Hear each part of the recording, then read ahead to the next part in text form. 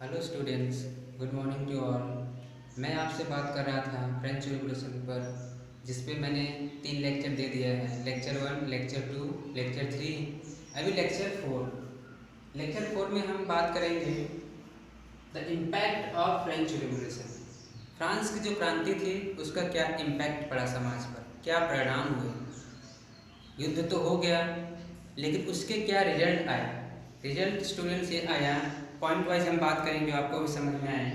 पहला क्या है, end of dictatorship and rise of democracy. Yes student, जब फ्रांस की क्रांति हुई तो फ्रांस की क्रांति ने पूरे वर्ल्ड को ही क्या कर दिया, चेंज कर दिया था। एक नया प्लेटफॉर्म दे दिया था फ्रांस की क्रांति ने। तो फ्रांस की क्रांति ने फ्रांस में क्या लेकर आया था, डिक्टेटरशिप को एंड कर दिया। मैंने जो लुई 16 में तानाशाही था, अपनी मर्जी से काम करना, उसे खत्म कर दिया।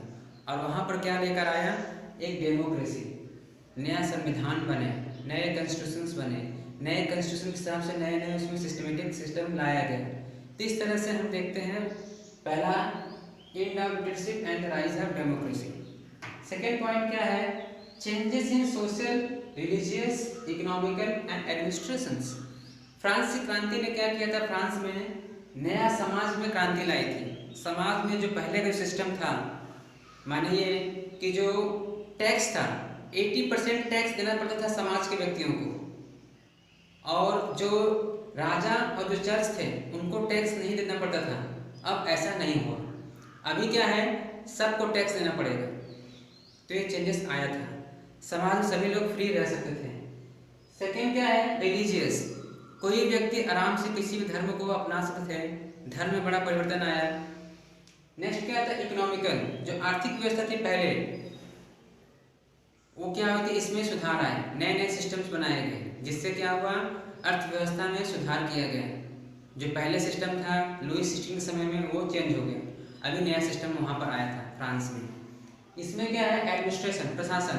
प्रशासन में जो पहले क्या था, अलग अलग देशों, अलग अलग प्रांतों में अलग अलग कानून सिस्टम था। आर्मी के पास सही सिस्टम नहीं था, उनके पास अच्छे गन नहीं थे, उनके साथ अच्छे सूट बूट नहीं थे, जैकेट नहीं था। अभी क्या है, इनके पास नई व्यवस्था की गई, नए नए हथियार, नए नए बूट्स और जैकेट्स उनको दिया गया, जिससे आर्मी में अच्छे से रहे और लड़ाई कर सके। तो ये प्रशासन में किया गया। अभी क्या है, end of divine rights and special rights of king and church. Yes student, इसमें क्या है, डिवाइन राइट्स। डिवाइन राइट्स क्या है कि दैवीय अधिकार। लुई 16, उससे पहले लुई 15, उससे पहले लुई 14, ये सब जो राजा थे फ्रांस में, इनका मानना था कि हम जो पैदा हुए हैं, ये हम अपने से नहीं, हमें जीसस ने, ईश्वर ने, गॉड ने क्या किया, यहाँ पर भेजा है।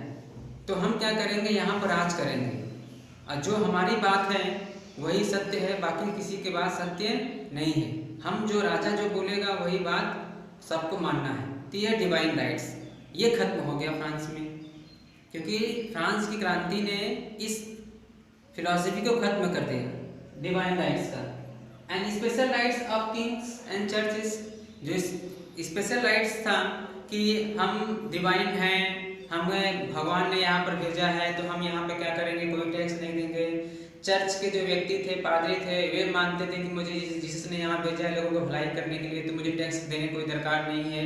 अब ये स्पेशल राइट्स खत्म हो गए।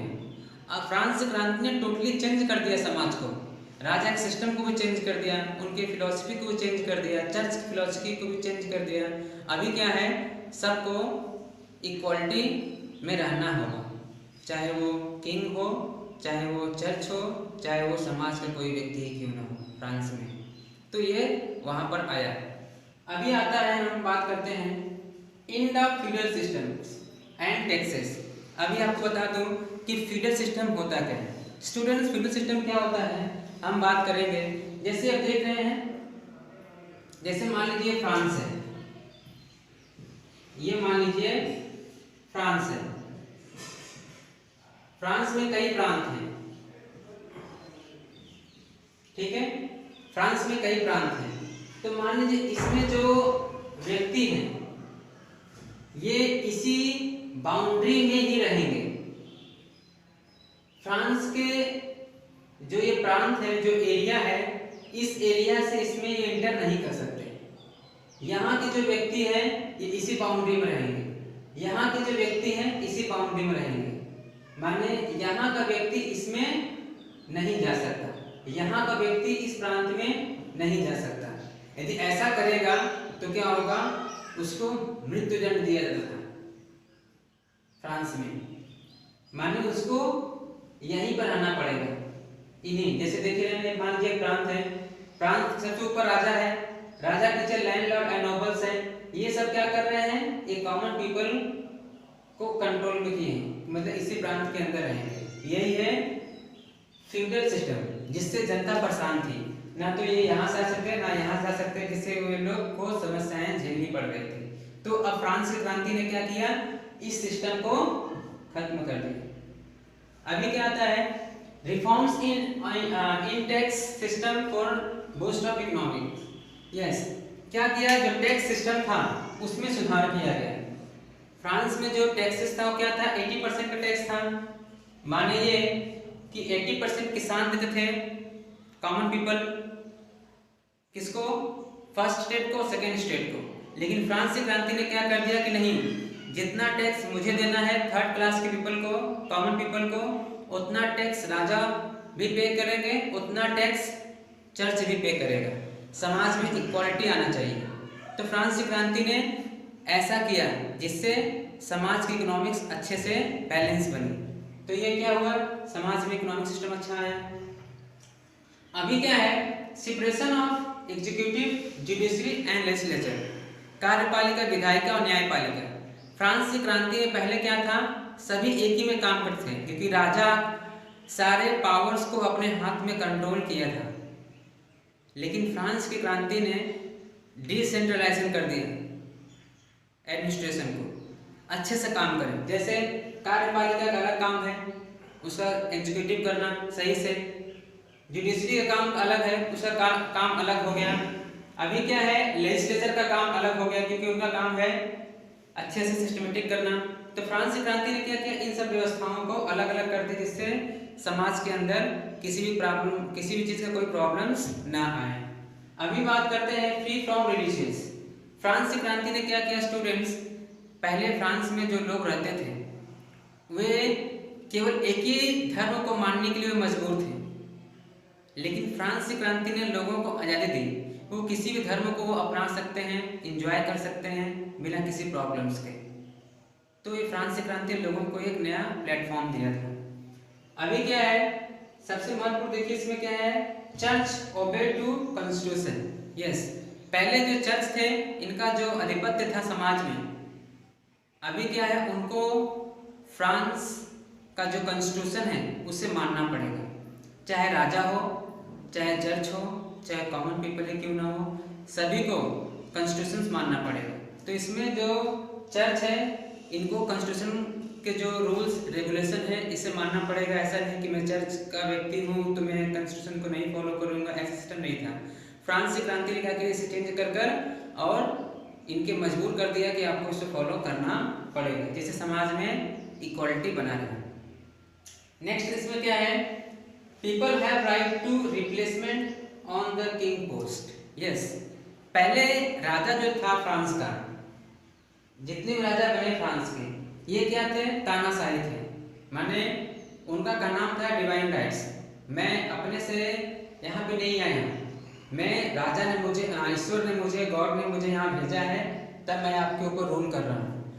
ये था उनका डिवाइन राइट, ये था फिलोसफी। और उन्हें कोई रिप्लेसमेंट नहीं कर सकता था पद से, पोस्ट से। मरने के बाद उनका लड़का बनता था। लेकिन फ्रांस की क्रांति ने क्या किया, ये आइडियोलॉजी, ये फिलोसफी को चेंज कर दिया। यह किया, क्या किया इसमें चेंजेस, कि यदि राजा सही से काम नहीं करेगा तब क्या किया जाएगा, राजा को पोस्ट से हटा दिया जाएगा। कौन हटाएगा, सभी लोग मिलकर, सभी लोग मिलकर, समाज के सभी लोग मिलकर क्या करेंगे, राजा को पोस्ट से हटा देंगे। तो ये है इसका नेक्स्ट पॉइंट है, end of slavery. Student, slavery क्या है, दास जो प्रथा है, ये क्या कर दिया गया, अंत कर दिया गया। क्योंकि फ्रांस में 16वीं सेंचुरी के आसपास से दासों को बेचा जा रहा था। खेतों में काम करने के लिए, अपने घरों में काम कराने के लिए दास को बेचते थे, स्लेव को। लेकिन फ्रांस क्रांति ने क्या कर दिया, इन सबको खत्म कर दिया और समाज में एक नया प्लेटफॉर्म आया, एक नई दिशा आई, जिसे समाज एक नया दिशा पाया फ्रांस क्रांति से। तो स्टूडेंट्स, ये है आपका पूरी तरह से फ्रेंच रिवॉल्यूशन के बारे में जो आप लोगों ने यहाँ इस वीडियो के माध्यम से देखा स्टूडेंट्स। तो आप लोग इस वीडियो को देखिएगा ध्यान से और समझने की कोशिश कीजिएगा कि इसमें क्या क्या चीज़ें हैं। आप लोग के पास बुक नहीं होगा तो बुक अभी है स्कूल में, आप लोग लीजिएगा वहाँ पर और पढ़िएगा। इसमें आपको NCERT बुक चल रही है क्लास 9 का, तो आप लोग इसे पढ़िएगा स्टूडेंट्स। और इसके बाद जो बनेंगे, ये तो आपका ख़त्म हो गया फ्रेंच रिवॉल्यूशन। अब इसके ऊपर क्वेश्चंस मैं आपको दूंगा, क्या क्या क्वेश्चंस है वो आपको मिल जाएगा वीडियो के माध्यम से, या तो आपको फोटो उसका मैं क्वेश्चंस लिख दूंगा और उसको आंसर मैं आपको उसी में रहेगा, आप उसे ले लीजिएगा। Thank you for this once.